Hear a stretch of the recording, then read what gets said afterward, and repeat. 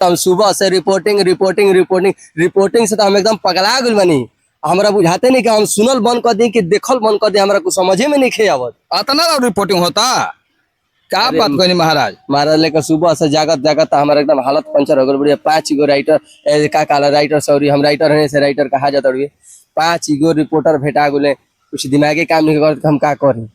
अच्छा तो इतना सुबह सुबह 5 गो रिपोर्टर आ गए सुबह सुबह।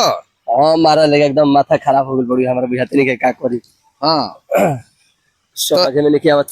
अभी फिलहाल में जौन की भोजपुरी में चल रहा बा एकरा पर ओरा का कहल चाहता ने।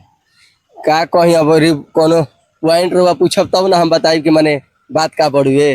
माने बात ये बड़ुए कि आज सोशल मीडिया पर आदमी देखा था खेसारी भाई सोशल मीडिया पर अपन बोलत रहे तो ओह पर ओरा का कहल चाहता ने। का कहता ने पॉइंटवा का बढ़ुए कहे के तो बहुत कुछ कहता अरे है। पॉइंट जैसे कहले बने एगो सोशल मीडिया पर कि हम घर में का तो मेहरारू मान ला बाहरे बहनों मान लीला की करा के मौगी के बहन माने लन। मन सोशल मीडिया पर ये तो हमने के सुननी हजार रोवाई में का कहल चाहता ने। तो एकर 2 गो रीजन बा। खेसारी भैया गलती नहीं खन कह। अच्छा हाँ एकर 2 गो रीजन बा। हाँ हाँ अब पूछी हमारा से का रीजन। माने का रीजन बार हुआ तो राइटर बने भोजपुरी का ज्यादा नॉलेज हुई।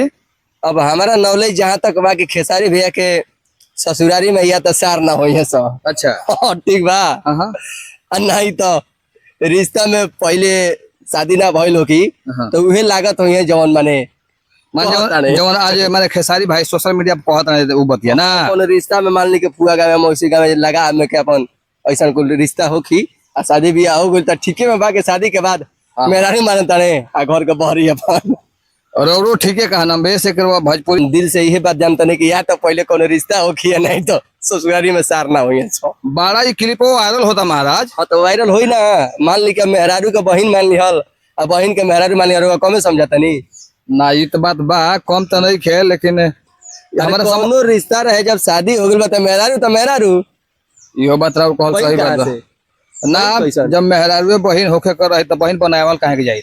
बहन बनावल का माने बहन से उ रिश्ता होला अटूट रिश्ता होला जौन कि हमनी के सालों साल में राखी बंधवाई ना जा। फिर ओकरा से एगो बंधन लेके आदमी चलेलन आ ओकरा के रुआ कह दे कि मेहरारू हिया आ जेकरा से कोनो बंधन नहीं के जेकरा से 7 जन्म के बंधन तो ओकरा के रुआ कह दे कि जीवन साथी भी ओकरा के रुआ कह दे कि बहन मानी ना। तो ई सारा सर गलती बढ़ुए आ ऐसा कोई बड़ बड़ आदमी के छोट छोट बात बोलल बड़ा माने शर्मिंदगी बा ना बोले माने जहाँ तक रोड़ा कहे के मत बा कि माने खेसारी भैया के ई सब नहीं प्रयोग करे के चाहे ना करे के चाहे। जब हताना बड़ आदमी हताना छोट बात बोल दी तो छोटे आदमी हताना बड़ बात बोल दी। अब अपन से सोचे समझे के बा।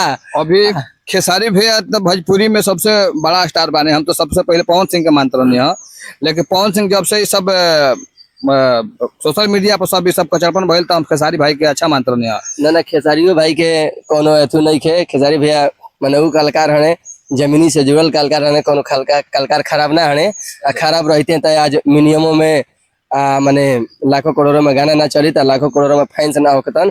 लेकिन भैया का हम ये कहल चाहम कि भैया रुआ इतना रुआ से कुछ हमनी के सीखी ना जा और रुआ इतना लफ्ज मत गलत बोल दे जवना से हमनी के माने तनी दिल के ठेस पहुंचे।